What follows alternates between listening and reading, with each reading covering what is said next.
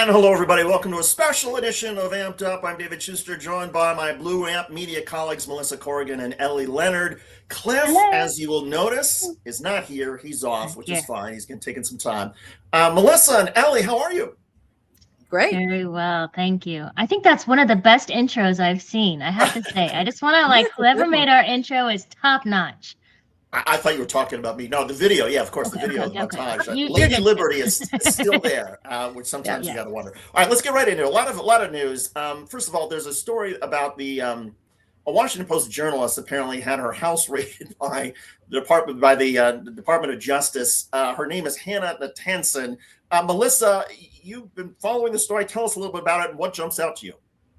Yeah, it's alarming to me. So this Washington Post reporter had FBI agents show up to her house and take possession of her cell phone and her Garmin watch, allegedly because she would not reveal a source. So they took that into their own hands. There was a judicial warrant, which means there is a judge somewhere who thought this was an appropriate use of our federal agents to go do this. I see it as intimidation of a journalist for sure. And like I said before we went live, it is certainly alarming as someone who has broken news and who is very passionate about protecting my sources. And she's a reporter for the Washington Post who's been working on all sorts of different things. I mean, not just sort of national security, but also sort of government efficiency and whatnot. Right. And I saw in one article, they kind of called her the government whisperer because apparently she has multiple sources within the government. And so she has a lot of news has been funneled through this person. And I guess that's why she attracted the attention. Ellie, what's your reaction to this? I just didn't really get, I'm probably a little more behind on this story than you guys, but I was reading through it and from all accounts, what they were saying is she wasn't really a target by the DOJ. She wasn't somebody who they were really after. Their leak that they, that the person they consider the leak is already behind bars, according to Pam Bondi. So I didn't really understand why she was targeted if they didn't need her for something, which is what they're claiming. So my dealings with reporters being subpoenaed goes pretty far back. There was a case that I covered in the early 2000s involving a CIA leak case in which reporters got leaks from the Bush administration that Valerie claimed she was a CIA operative. Her husband, Joe Wilson, had been a Bush administration critic. And the theory was that the Bush administration leaked Valerie Plame's identity. And special counsel Pat Fitzgerald, he had to go to court to actually talk to journalists. And then the courts eventually ruled that, yes, the journalists didn't have immunity. They had to testify. But that was the process. And it was, controversial at the time, the idea that the Trump administration would just willy-nilly bypass the courts, just send FBI agents into some woman's house to raid her house, to grab her electronic materials, strikes me as astounding. I mean, I would be interested, that the reporting doesn't suggest whether or not, was there a warrant? Did they have a warrant? Who was the judge who signed off on the warrant? What was the rationale? But even that seems like that should have been some sort of major court fight. Ellie. I just think that, I think back to the first Trump administration, and we were talking about the dangers of, what journalists were going through and how they were threatened. And it just feels like child's play back then to what we're being faced with now, especially, one thing that I take into consideration with his closeness with Russia is there's literally a Wikipedia page dedicated to all the journalists who have died mysteriously in Russia on the job.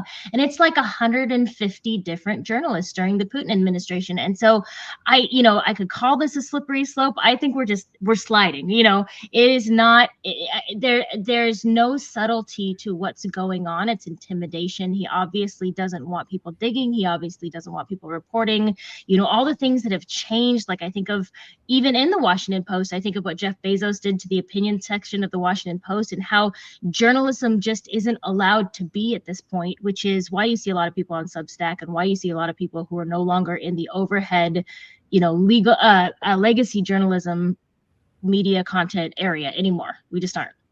Now, both of you have done some pretty sensitive reporting about the Trump administration. Melissa, I'll start Mhm. with you. I mean, you've had a couple of stories, that big story a few weeks ago about the way that the USS Iwo Jima was essentially treated, two of the survivors of one of the early Venezuelan boat attacks. And as you reported, there was an effort, and in fact, they did they get rid of documents and files and photographs of the detainees when they were on the ship.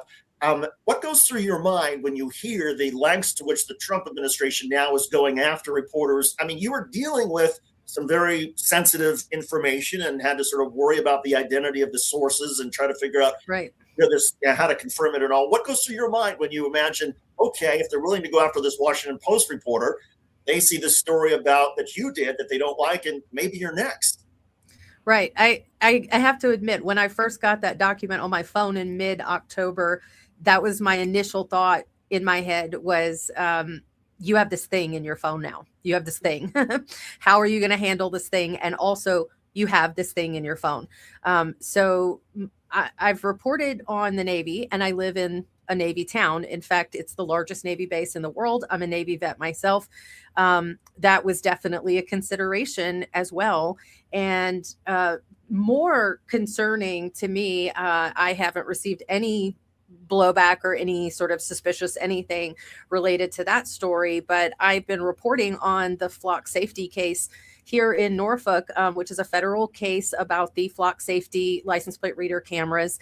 And that's a little more concerning to me, as I've had flock drones outside my house 4 times now, and I have video footage of those those drones appearing right as I pull in my driveway. So the timing of it, the first time is a coincidence, the second time is a pattern, the third time is something intentional. And so I myself have a little more concern from the flock covering that I've done. And in fact, as you'll notice, I'm in a new background here because I got an office space for myself. I ultimately found that it was a little too concerning for me to have those drones appearing where my family lives. And so I've opted to take an office space and move all of my content, my phones, my laptops, everything that I use for reporting is now in my office. And I think that's very telling as where we're at right now in an independent media environment. And Ellie, you've been leading the coverage of the Epstein files and some extremely sensitive information there, and somewhat, I would imagine, confusing because there are certain areas where it's redacted and there are other sources where it's not. You've got a story about that gets right into one of the greatest sensitivities the Trump couple may have, and that is Melania, and whether or not she was introduced to Donald Trump by Jeffrey Epstein or somebody else. You've got this terrific piece out there on Substack about it. I would imagine that if there are members of the Trump White House that see your stuff, they may also be calling the Department of Justice and saying, hey, better sick the FBI and Ellie Leonard. She's digging into things that the Justice Department hasn't even released yet. What goes through your mind? Yeah. It's interesting because I was in sort of a world of journalism for about a decade where I was very much a fly on the wall. Nobody knew who I was. Nobody knew my face. Like you didn't know me from Adam. And not that you do now, but like I just didn't have to think about these things. I could put pictures of my kids on my social media, and it wasn't a really big deal. And I came into this just in that a little bit of that innocent mentality. And along the way, I've had more seasoned journalists come up to me and say, hey, let's take that down, or let's be careful how I'll show a snowy scene from my neighborhood and they go, nope, you got to take that down because somebody can identify where your neighborhood is on the map. And I really didn't think about it until I wrote about the story, and I went up against the New York Times with the Ehud Barak story and how they were bringing him in to speak. And I started to think about what was I doing?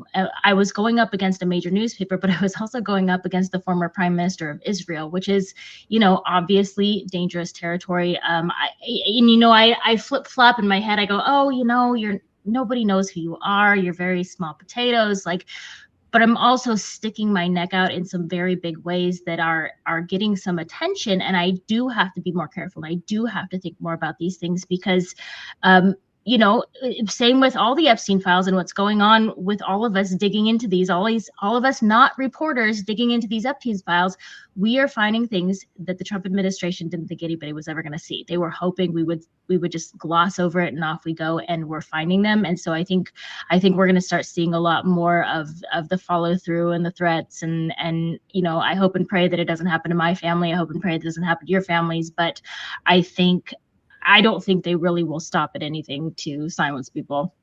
I wonder if, in fact, maybe for you, Ellie, they're also, I don't know, thinking of a lawsuit. I mean, because you think about Michael Wolff also went into that sort of realm of how Melania got introduced to Donald Trump, and Melania threatened $1 billion lawsuit. I don't know if it's actually ever been filed, but it seems like part of the Donald Trump playbook is to try to intimidate people through lawfare. And for everybody who's worried, oh, Blue Ant Media, are you going to get sued? Well, we have insurance for things like that. Hopefully we don't have to use it, but that just seems to be part of the reality, right? Right. Yeah. And Melania never did do the lawsuit. It was a threat. Trump loves to threaten lawsuits. That's part of his, brush your teeth, wash your face, threaten a lawsuit. That's part of his day. Again, that's one of those things where I've had to teach myself to be wary about, because I'm not thinking about people suing me on a daily basis. I'm thinking about getting my kids on the bus to school, right? I'm thinking about what's for dinner. And so that is something that I have to think about, but I do have, thankfully with Blue Amp, I have more protection now. But I also am, I'm also very careful, when I'm writing about Melania Trump and I'm saying all these things that are very, very eye-opening. All these things are public knowledge, but you just have to dig for them. That the same as the Epstein files or the same as Project 2025. It's all available to us, but it's made to be very hard to find. But if you look for it and you cite it, it's there and you can find it. Melissa Corrigan and Ellie Leonard are two of our stars here at Blue Amp Media. And for everybody who's sort of wondering, oh, well, how will Blue Amp Media deal with if you get sued? I just want to make it very clear. It'll be a badge of honor. I say, bring on the lawsuit. Our attitude is very similar to one that I had when I was starting out in the news business. And I was a reporter in Little Rock, Arkansas. And we did this big investigative story on manufactured homes, or mobile homes, as you call them. And there was all sorts of corruption in the state commission. And I did this 5-part series. And by part 2, the mobile home industry, which was one of the largest advertisers on Little Rock television, pulled all their ads and threatened to do even more. And I got a call by the general manager to come to his office, and went to his office. Dale Nicholson, bless his heart, amazing guy. And he said, Shuster, I just want you to know, don't worry about them pulling the ads. We have so many people who want to advertise on this station. Fuck them. We're going to get more advertisers. And if they want to sue us, bring it on. That's a feather in our cap. And for everybody, and to me, that's the way you deal with people trying to intimidate you through lawsuits or anything else. And so, on behalf of Blue Amp Media, the Trump administration, if you're thinking about bringing a lawsuit, make our day. That would be the best thing possible for us, because it would generate more attention for us and would show, you care enough about us that you want to sue us. That's great. So now, having said that, we still have to be careful about issues of defamation and whatnot. And that's why we are very careful with how we source and do our different stories. But that's the attitude that we have here at Blue Amp Media. And so that's just putting it out there. I want to ask you both about the big news that's been coming out of Minneapolis. It was a week ago, a little more than a week ago, when Renee Good was shot and killed by an ICE agent. Over the weekend, there have been more incidents with innocent people being roughed up by ICE. One of the most crazy ones that I saw just yesterday was a woman who was autistic, who was driving her car through a part of Minneapolis. She was going to a doctor. There was a commotion because ICE was conducting a raid, and there were protesters who have been watching ICE. And so she essentially got bottled up in traffic. And if she's autistic, that means, there's a good chance that maybe she has sensory issues, that situations that are unusual or overwhelming to her could be really difficult. She pulls up. She's not quite sure what to do. ICE agents are yelling at her to go. Some are saying stay. And within seconds, they're literally yanking her out of the car, smashing her one of the windows, yanking her out of the car, throwing her to the ground, pushing her up then against the car, and they're arresting her for obstruction. The video it's like the ICE agents are a pack of wild animals. What did you make of this, Melissa? It's obviously, it's just horrifying to look at. As a veteran, it really hurts your heart to see your nation's citizens being treated in a way that we were prohibited from treating anyone overseas. I myself was not in theater in Iraq, but I have a lot of friends and peers that were. And, they've said countless times over the past week, we were not allowed to treat civilians in Baghdad this way. It was absolutely, we would have been discharged for treating people this way. So seeing American citizens treated this way obviously is just an affront to the senses. It's an affront to our dignity as a people. And I think it's a real wake up call. I know my community, my city here in Norfolk has definitely organized a lot of meetings over the past week and the coming week to discuss coming together as a community to make some plans and some contingency plans with one another outside of the city, outside of the local government, just neighbor to neighbor, starting to establish some mutual aid networks and some community aid networks to protect not only our immigrant citizens of Norfolk, of which we have quite a large population, but all the rest of us as well. I mean, at this point, it's not about immigrant or not. It's very clear that every single human being that is not wearing an ICE vest is target. And the targets are also going, every single person, never mind, it's just migrants, but protesters, demonstrators, journalists. I was struck in this video that, while they're yanking this woman out of the car, another couple of ICE agents are going to the reporters, the photographers, and literally trying to block them from taking pictures. And it used to be the case. I thought over the past couple of years that police departments, Ellie, had made some progress since George Floyd, that a lot of police departments have been educated on constitutional rights and de-escalation. But ICE, it seems like they don't care whatsoever about trampling on the Constitution, throwing out your civil rights, throwing out your First Amendment rights. And on top of, the images that we've seen, there's some reporting now that the Trump administration is not only doubling down on this, but they're surging even more ICE agents into Minneapolis as a show of force to say, okay, we're going to go after the protesters too now, even more aggressively. I think it's really interesting because, good old Minneapolis, people keep saying, why does this keep happening to them? And it's because they don't put up with shit. This happens a lot of places and we'll never hear about it, but Minnesota will not put up with this. And it is ironic because when we were talking about, Black Lives Matter and back then, and people were talking about how to revamp police departments and how we approach especially mentally ill people, and the idea of bringing social workers on the grounds with a police officer to de-escalate situations and have a more gentler approach so that you have less violent interactions. We went completely in the opposite direction. Like this is twice as bad as it ever was. And I just find that just so ironic because it's just like, so many of these conversations that we were just starting to have, like you think of Me Too, you think of Black Lives Matter, you think of all these things that we were just starting to have. Trump was like, nope, we're going in the exact opposite direction. And so here we are, I have had Substackers in my DMs saying, can you help? I have a sister, a brother, a mother in Minneapolis. They're being removed from their home because their landlord is Somali or their landlord is Haitian or, and they're terrified and they're removing their posts because they're afraid for their family members. Like I've had people in my DMs terrified asking me what to do. And I don't know what to do. I don't know what to tell them other than go online, figure out what your rights are, talk to a lawyer. You do not have to get out of your car. You can ask them if you're being arrested. If you're not being arrested, you may leave. As long as you leave safely, you are allowed to leave. And people are just terrified. They're just terrified. Yeah. I think it's interesting that, we go back to the rights messaging and their ability to flood the zone with their version of the narrative. And the conversation about defund the police began a decade ago. And of course, we did not mean pull all money out of police departments. Right. We meant to reallocate resources with community partners who will come alongside police. Like you mentioned, having a social worker come out if there's a mentally ill person. And in my city, we began doing some work right around the corner from my house. We built a community care office right next to a police department. And so the idea was eventually that these would work hand in hand, that when a police officer was dispatched to a mental health situation, that somebody from the community care center would go with them and to begin down that road. And unfortunately, it seems in my city, those efforts have been abandoned. That is not a program that has come to fruition. And I think the rights grabbing of that narrative of defund the police. They want to take money away from police officers. They want to get rid of the police altogether.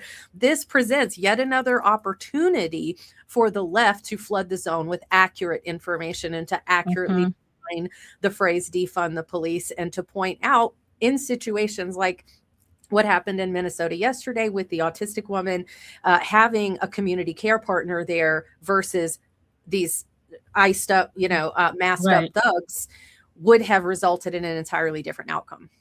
Yeah. Over the last couple of years since George Floyd, I've done a lot of work with and reported on those First Amendment auditors. These are the people who go up and film police, and the police, if they get angry, then the auditor says, and the police ask for ID. They say, I don't have to give you my ID. And these are people who clearly know the law. And through a lot of these videos and through a lot of the various First Amendment auditors, the term reasonable articulable suspicion has sort of become more familiar to a lot of folks. And it's this idea that if police stop you, they can ask you for an ID and they can ask you to get out of your car, but unless they have reasonable articulable suspicion that you have committed crime or about to commit a crime, you don't have to provide ID. And so there are a lot of people out there who are very well educated about this. I was just talking to an auditor the other day who says that there's no way in hell he's going to try to audit ICE because he's seen how reckless they are, that this isn't just a couple of bad eggs who don't understand the Constitution and don't follow the law. This is institutional.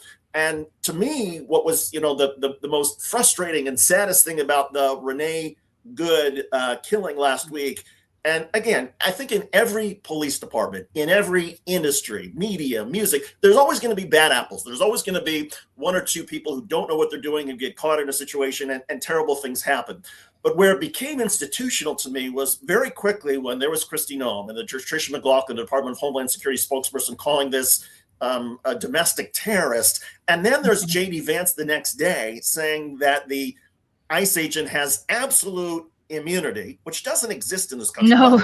It's called qualified immunity. To me, then it's like, they're basically now giving the green light to anybody who's an ICE to do whatever the hell that they want, that this is institutional. Be aggressive, beat the crap out of people. Don't worry about the Constitution. We've got your back. And to me, that was just horrifying.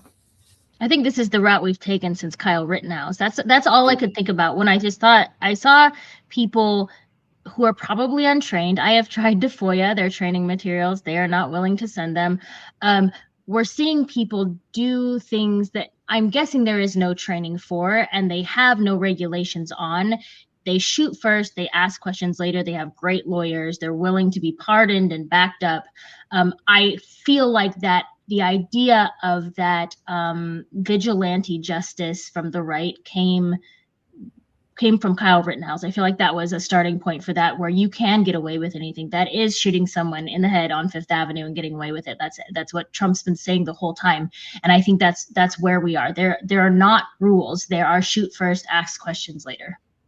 And I would say maybe even worse than that, because at least Kyle Rittenhouse was charged and had to go through a trial, and then he was found not guilty. In this particular case, again, the FBI is still digging in, refusing to provide any of the forensic evidence or any information collected at the scene to local and state investigative authorities. And so it seems like the FBI, just like what they've done with the Epstein files, they're shielding things, they're hiding it, and trying to make sure that people can't learn what the truth is. And the truth... Well, Go ahead. I think it's interesting that you said you FOIA'd the training materials and they don't want to. They gave us a lot of breadcrumbs in the past couple of weeks about how these agents are being trained. Kristi Noem immediately came out and said that officer did exactly as he was trained to do. That's one breadcrumb.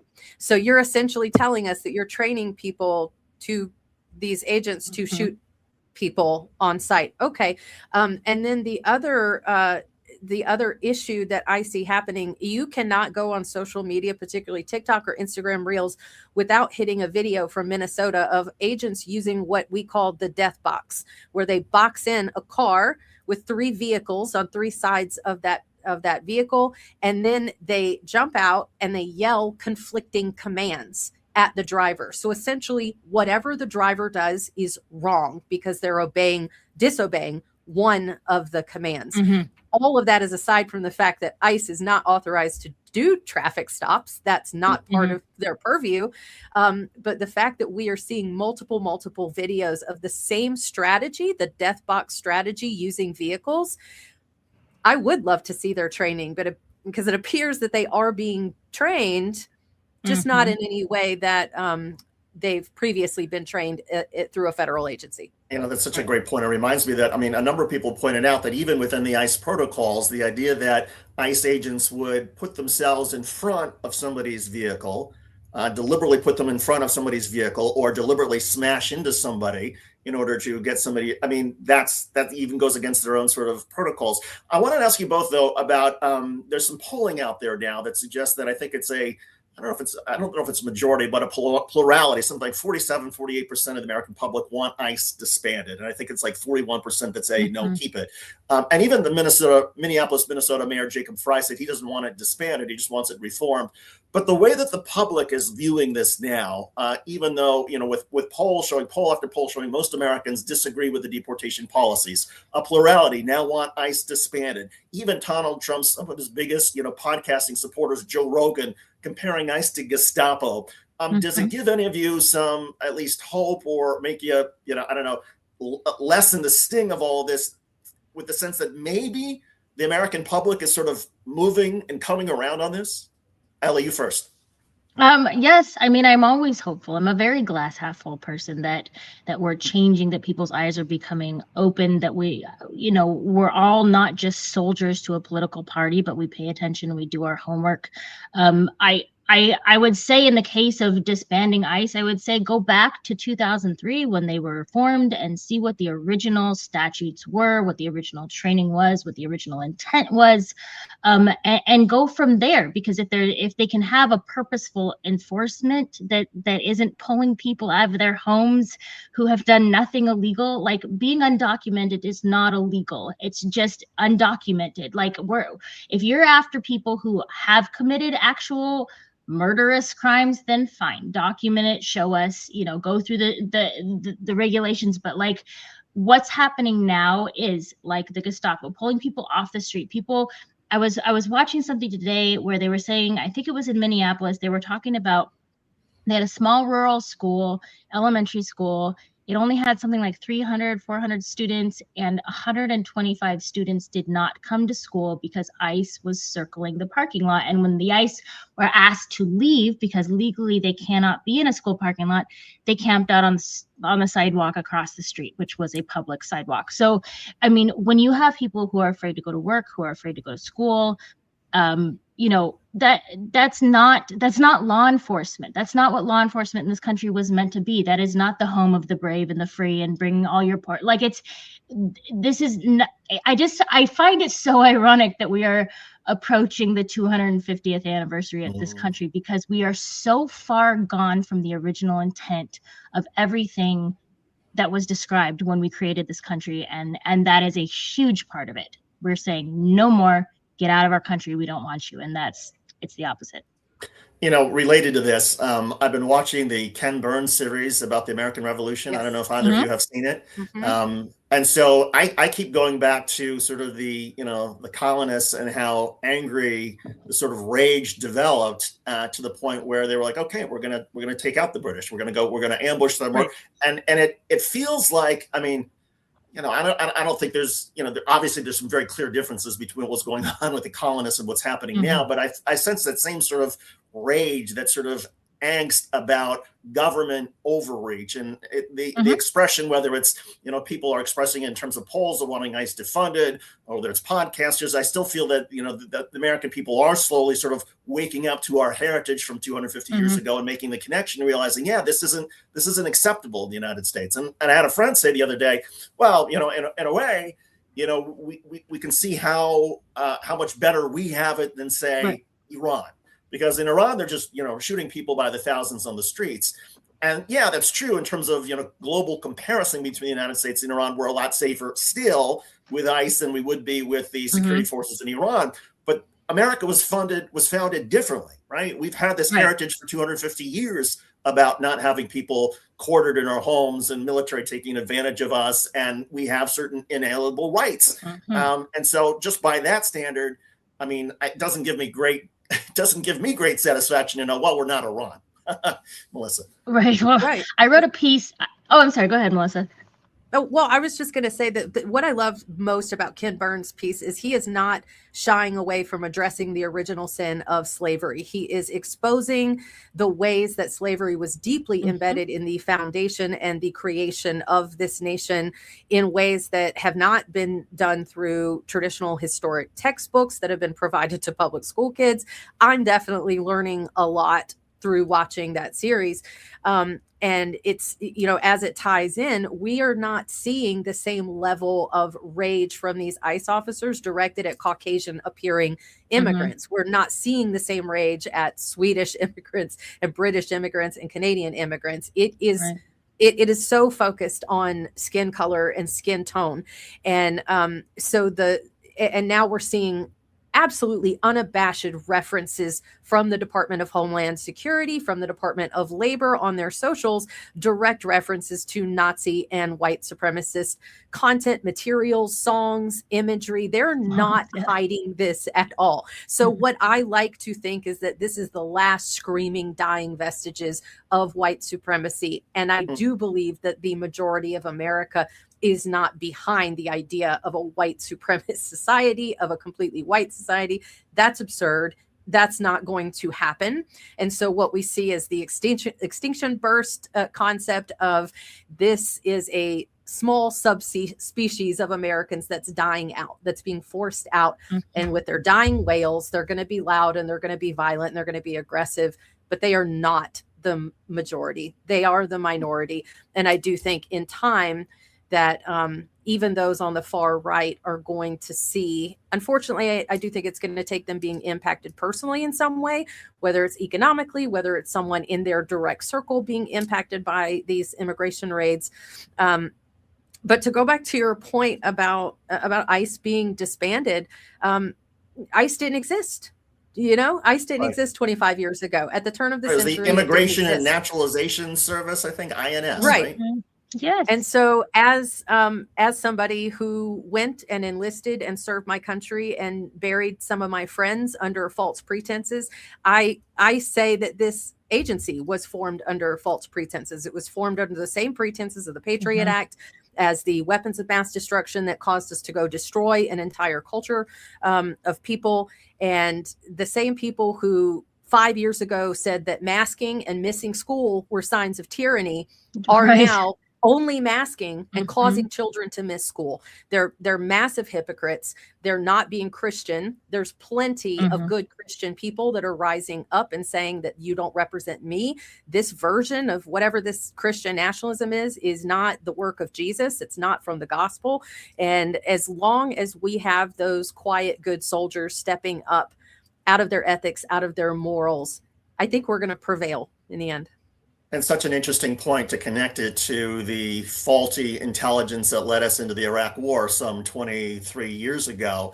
And it feels like then, Dick Cheney, George W. Bush were absolutely convinced that Iraq had weapons of mass destruction, and they cherry-picked intelligence to be able to make the case to the American people that we had to go into Iraq. In this particular instance, Donald Trump in his campaign said, well, we're going to have to do these deportations because we have all these hoodlums, these people from mental asylums, these criminals, these gangs who have flooded into the United States. And even though that intelligence has already been debunked in part, I think there's a New York Times piece about Tren de Aragua back in March and April that debunked the idea that Venezuela had sent thousands of gang members. But even putting that aside, for Americans who do want the criminals, the really bad people to be deported, the government's own statistics show that it's only like 10 to 15% of everybody being swept up has ever even been charged with a violent crime. So, Ellie, Americans. Well, you're not seeing the rapists. Right. Maybe there's some of them that are being swept up, but for the most part, these are just our neighbors and our friends and people who go to our schools and work in our communities who are paying taxes, who suddenly are being swept up because they look Latino or have a Latino name. I live in a community where people have 4 generations under one roof. Like we are one of the, I think, 2 white families at our bus stop. If you go to a school in a classroom, you will probably have 3 white children, and the rest are from everywhere you can imagine. We have a very diverse town, and people are afraid, and there are dog whistles on our Facebook community group pages. And I wrote a piece back, it feels like 100 years now. It was right after Trump was elected, and I equated what was going on with immigration to the story of Corrie ten Boom, who, if you've ever read her books, her family was not Jewish, but they hid Jewish families during the Holocaust in their clock shop. And in so doing, I did a lot of research about the statistics of how many people of those 11 million, that 11 million number that we've heard over and over again of undocumented immigrants in the US, what is the statistic of people who actually have a criminal record? And that includes unpaid parking tickets. These are very, very small crimes, but I included everything, and it is 4%. 4% of undocumented immigrants have some kind of a criminal record in the US. If you want to think about what percentage of US citizens have a criminal record of any kind, including unpaid parking tickets, it is 33%. So we're not being threatened by undocumented immigrants in this country. And when you see something on the news where they say, oh, an undocumented immigrant, has murdered someone or has run someone over with their car, that is a targeted news campaign, because when you hear that, there are 10 citizens over here who have committed violent crimes in the same area that you will not be hearing about. They will focus in on the immigrant, and that's purposeful. That is from the Trump administration, so that we fear immigrants, so that we fear that they are raping and murdering our children, bringing drugs into this country. Like, it's really, really, really frustrating, because the statistics are so clear. You can back them up. You can look at them in multiple sources that are cited, that there only 4% have any kind of a record at all. And even those, the majority of that is nonviolent crimes. I want to just pause for a second to acknowledge everybody who's watching us live streaming right now. You are watching a special edition of Blue Amp Media. I'm David Shuster, joined by Melissa Corrigan and Ellie Leonard. And if you think these two are smart, you should see the stuff they've written if you haven't already. It is brilliant. And so for everybody who is supporting Ellie Leonard at the Panicked Writer, or Melissa Corrigan at Blue Amp Media, thank you.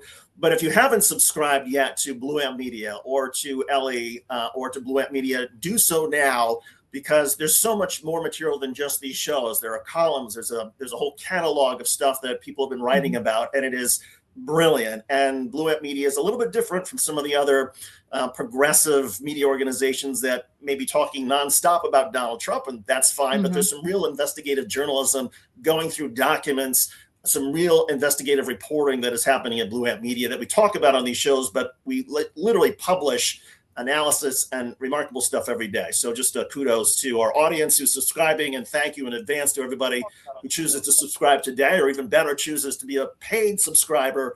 We appreciate that, because that helps us do even more of this sort of work.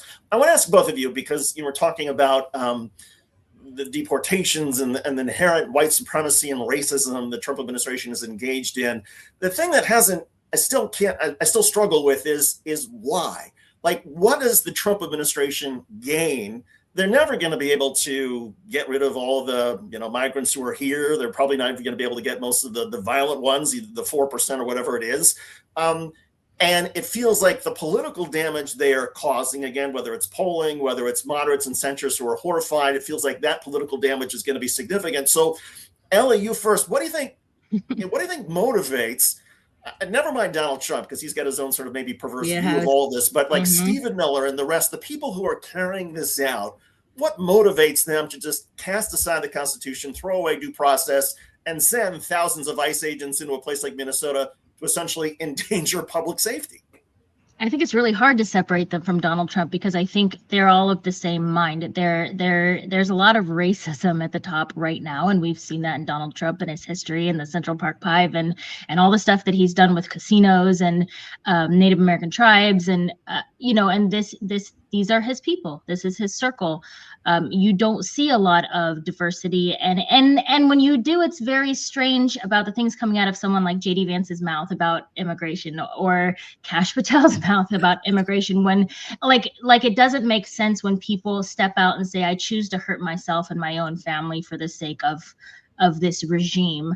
It's just inherent racism. That's all we're dealing with, and greed and money, and and I mean, this goes back to when you look at the Epstein files too. Like, you don't see a lot of diversity in the Epstein files either. When you start to talk about money and greed and corporation and getting what you want, and all these CEOs at the inauguration day, you're not seeing diversity and thinking about families from other countries and thinking about immigration. You're seeing a bunch of white wealthy billionaires who want to maintain their white wealthy billionaireism, which is not a word, but like that's all they care about. And they, this is something that I've said a lot lately to my own family. It's that idea of you put on your own oxygen mask first and then you help someone else. That only applies to planes. That is on airplanes. That is not real life. Like, help the person next to you and then help yourself. And I think people have forgotten how to do that. They've forgotten how to walk in other people's shoes. And the more money you have and the more power you have, that just keeps getting whittled and whittled and whittled away. And not that these people started out real great. You can look at video of Stephen Miller in high school. Like, he's never had his feet on the ground as a sound and kind and good person. But I think handing them all the power without restraint and without restriction obviously worsens that tenfold, 100-fold, 1,000-fold. Melissa, what do you think is driving the Trump administration? Well, I think that they are attempting to dog whistle to their base, but I think they grossly overestimate the volume of their base. I think they believe that there are these latent cells of white militia that are just ready to be activated. And we're seeing that that's not the case. We're seeing that ICE has now had to leave cities due to court order. National Guard has had to leave cities due to court orders. And there's no militia coming over the bend, right? There's no homegrown white supremacist soldiers coming to back them up. And I believe a lot of what they're doing, these obvious, the imagery, the signs, the songs, the speeches, I think they are attempting to call out to this base that they believe that they have. And that base doesn't really exist in the volume they think it does. I think back to right after Hurricane Helene. I'm from the Western North Carolina area, and I assisted with some rescue efforts and some work down in that region at the time. And if you remember, as FEMA began coming in and going door to door, there was some hostility among the Appalachian people, especially those in very remote regions. And once or twice, a FEMA agent got a gun pulled on them when they stepped on someone's property. That's the extent that Appalachia does not trust the federal government, and they have good reason not to. But what I learned out of that, because in some of the group chats I was in, some of the Signal chats and things like that, a few people began mentioning these militias. They mentioned that, oh, you don't know what's coming for you. We're training. We're preparing. Nothing ever came of it. No bands of men, trained, organized men came marching out of the Appalachian Mountains. It doesn't exist. 2 or 3 people in that area had these delusional beliefs and stockpiles of guns, and they believe that they're part of some greater white supremacist militia. It just doesn't exist. So I think a lot of what they're doing, these really grotesque, over-the-top white supremacist references and comments, are calling out to those people, and they're kind of just echoing. There's nobody responding. They may respond in a Reddit thread or a Twitter thread, but they're not coming up in real life. And I would also, to add to that, if you're having to pay millions of bots on a bot farm to repeat your message, there's nothing there. There's no substance there. There's no people behind it, because people with real movements don't have to pay bots to repeat their message. And to try to appeal to their movement or whatever existed of their movement for the last several years, there was the Epstein files and this idea that there was an international global pedophilia ring, mostly involving Democrats, and they got the MAGA crowd and the QAnon crowd so revved up over this that essentially they dug their own grave, so that when the Epstein files finally are available, and oops, it looks like there are a lot of connections, because Donald Trump and Jeffrey Epstein were the best of friends for more than a decade. And that's not something most people in QAnon or MAGA world really understood, perhaps until recently. Ellie, in terms of the Epstein files, and there's more documents apparently from New York that have been given the Department of Justice that they're sifting through. Is it something like less than 1% of the documents and files in the Department of Justice possession that have been released so far? I mean, the number keeps changing. And what I have to remind people is a document is not a single page. A document could be 10 pages, 20 pages, 30 pages. So when you hear a million documents, that's a lot of paperwork. It's not a million pieces of paper. So I don't know. I don't know what percentage we have. It keeps changing as I'm reading in, when I'm reading these FBI emails, because a lot of what's in the documents right now are like these FBI emails that are banter back and forth prior and post arrest of Epstein. The information that they got was messy. It was unorganized. Things were getting lost. CDs of information were disappearing, and they kept getting bigger and bigger and bigger numbers. And they said, when are we going to get those? I hear there's a million files that we need to dig through. When are we going to have time to do that? So they've known about this for a very long time, and there was no organization with it. There was no prep for it. They dumped it in the DOJ, and the DOJ just sat on it and did nothing with it for the longest time, and then claimed it didn't exist. Have you seen any pattern with what the DOJ has released so far? In other words, certain types of documents that are, that maybe they have sort of organized the way that the DOJ is internally trying to sort of scrub these, the way that they are approaching this. Is there any sort of method to the madness of how it's being released or how the DOJ is tackling it? There's probably a pyramid system of people that Donald Trump likes the least versus likes the most. And we're going to see the people he likes the least more prominently in the files that we get first. So, we did get a lot of Bill Gates stuff. We got a lot of Bill Clinton stuff. And not to say that in any of those files have they shown that they've done anything illegal, but they're just very prominent. There's a lot of pictures of them. There's a lot of emails about them. There's a lot of discussion of Melinda Gates. I think she's a powerhouse. Throughout, she said, do not hang out with this guy. He's not good news. And Bill Gates did not listen. I think we're going to get all of that. And if and when we get to see Donald Trump, it will be the last stragglers, because that is the thing that they are protecting the most. And Melissa, there's been a lot of expectation, anticipation about, photographs and videos and, as to Ellie's point, the only real sort of photographs we've seen so far mostly involve, I don't know, Bill Clinton, some of the Bill Clinton photographs of him being in a swimming pool with Ghislaine Maxwell. How's it playing where you are, Melissa? Because I know, like here in Connecticut, about 2 months ago, we started seeing on a lot of the overpasses and on some of the telephone poles, people started putting up the signs that said, release the Epstein files. And it's become very sort of much part of the conversation that this stuff is being hidden, that it's being kept from the American people, and that there's a reason why it's being hidden. And so a lot of people are, okay, this is, the consciousness of guilt is there from Donald Trump because of how his Department of Justice is handling this. Is it breaking through in, Norfolk, Virginia, where you are? Oh yeah, I am in the big Navy Reddit thread, and anytime someone posts anything remotely, even quasi complimentary towards the president or anything like that, one of the top comments, this is from active duty Navy people, is, yeah, but where's the Epstein files? So even among the military, there is a keen awareness that a lot of other things are being done to distract from the Epstein files, to take attention away from it. And it heartens me so greatly to see active duty military people saying, yeah, but where's the Epstein files? So the military is not lost. And Ellie, out of the files that have been released so far and all the stuff you've reported on, what has surprised you the most? Probably just the not offline because they were emailing, but the interactions, the letters, the emails, when the things that nobody thought was ever going to be, brought to light.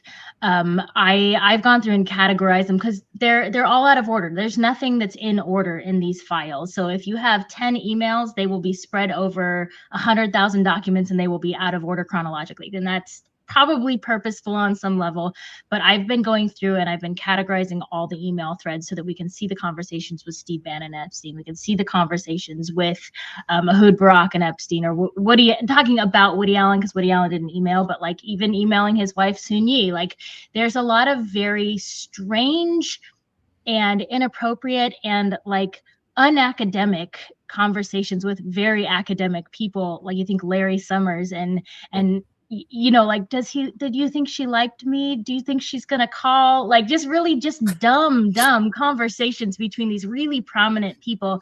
And I feel like that is where we're gonna start to see the meat of all of this. There's Easter eggs, I have to say, like, I have in my Substack community, I have really reached out to people and said, you know what, there's nothing that I'm doing that you can't do. Like, I am not qualified for any of this.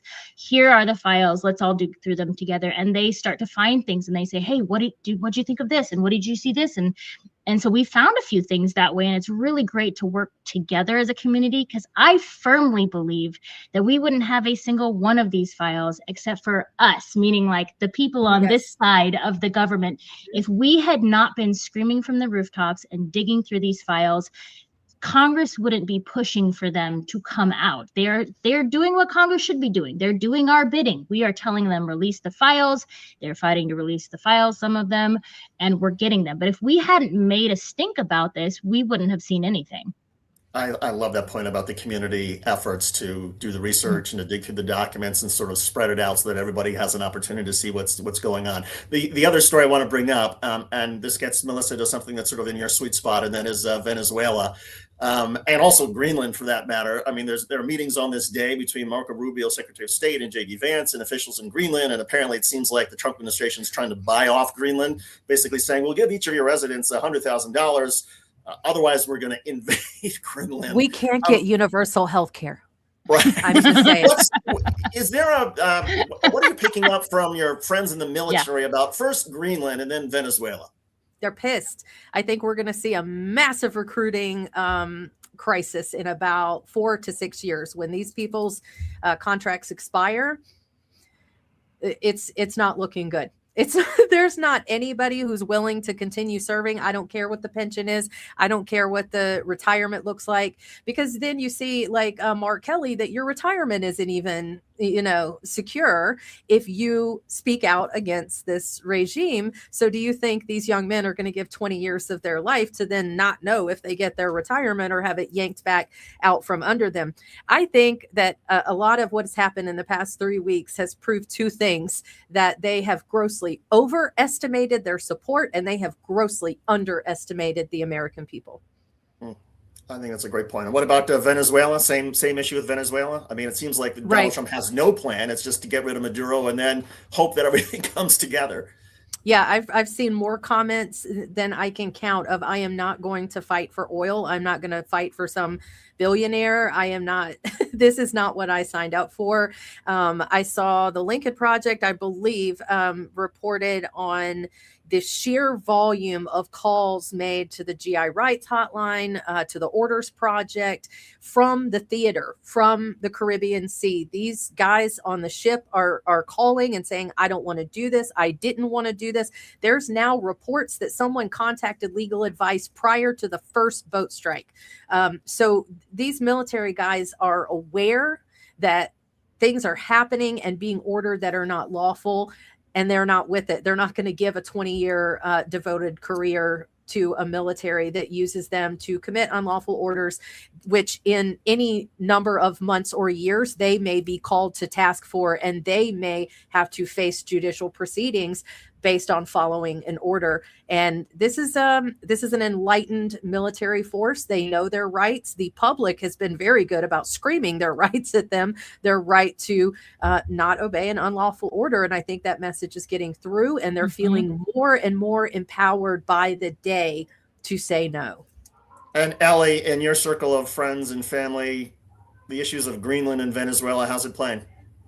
I just think that it's a clear indication that people have done a lot of reading of history. Greenland is 90% indigenous, and we're coming in and we're saying we're taking over your country. And it's like, even if you're the most right-wing Republican out there, like, that's a familiar story. That should be a really familiar story to all of us in the United States of America, taking over indigenous land and controlling it. as colonialism. And that's the biggest thing that I've thought about. We have a lot of also Venezuelan community here, teachers that we checked in with the day after the invasion. People are uncomfortable, to say the least. They don't know what's happening. They didn't like Maduro, but they don't know what's happening. And I don't think anybody wants Donald Trump to come in and take over any more countries. I think that's probably the bottom line. I want to change gears a little bit here at the end. And as all of our viewers can probably tell, Ellie and Melissa are superstars. And as modest as they are Substack superstars already. And for those of us who have young girls, 12-year-olds who talk about wanting to get into journalism and be the next Melissa Corrigan or Ellie Leonard, what advice do you give, kids and people in high school and people who think about, well, maybe I do want to serve the greater good by telling stories and reporting out news and information?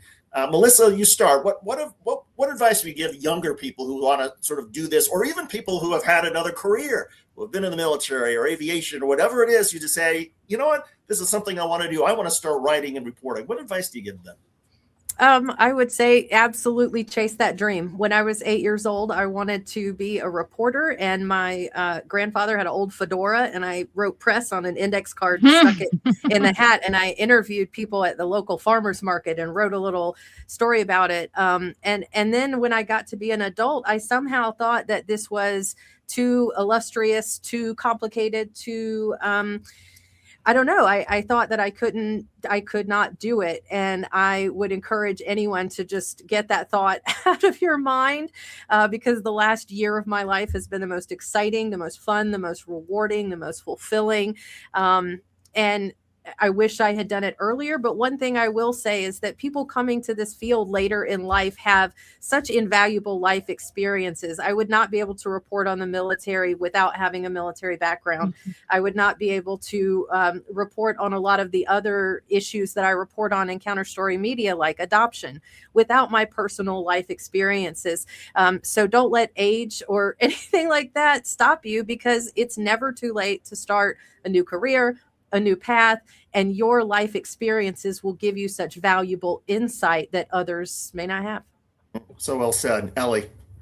You know what? I think for me, because I also have a teenage daughter who is a good writer.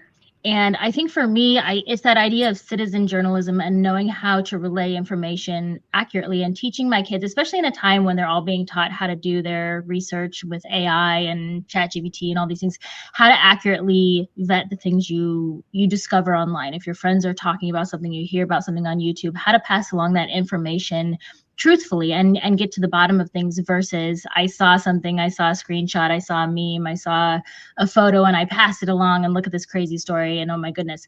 And I think that's where we start, because that's something that all of us can do. And I think that's the times that we're living in, is there's a lot more of citizen journalism than there is of legacy journalism these days.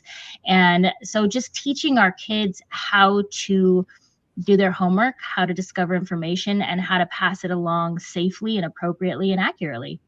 I would agree with both of you. And I would sort of add to that the critical thinking skills. They're not only important, for those of us who are in the business or have Substacks or YouTubes, whatever it is, or try to do journalism, but it's perhaps even more important for the audience, for people who are news consumers. And look, there are a lot of people out there who don't want to be bothered reading the news. They just want to do their thing. And that's fine. I mean, you have that right in America. But for everybody who wants to try to make sense of the world around us, whether it's our local community, our state, our nation, our world, having critical thinking skills to be able to sort through all of this information is perhaps even more valuable and important than it was just 10 or 15 years ago. So with that, we are, believe it or not, we're at the end of this hour. I just want to remind everybody, subscribe to Blue Amp Media, subscribe to The Panicked Writer.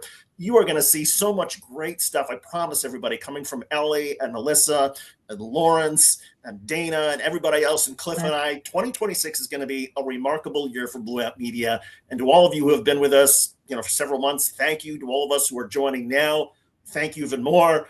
And to everybody who's just discovering us, trust me, the names Ellie Leonard and Melissa Corrigan, they're going to be at the tip of your tongue in 2026 throughout the year, I promise you. And you're all going to be better for it. So anyway, Melissa and Ellie, thanks for doing this. I appreciate it. This was a great show. Thank you so much, David. So much fun to be on with you guys. And I promised everybody next time we have them on, we'll get into maybe more of the personal stuff or some of the silly stuff, because they're actually both very interesting personalities as well. So that's it. On behalf of Cliff Schechter and the All entire right. team at Media, I'm David Shuster. Thanks for watching. Bye. Bye-bye.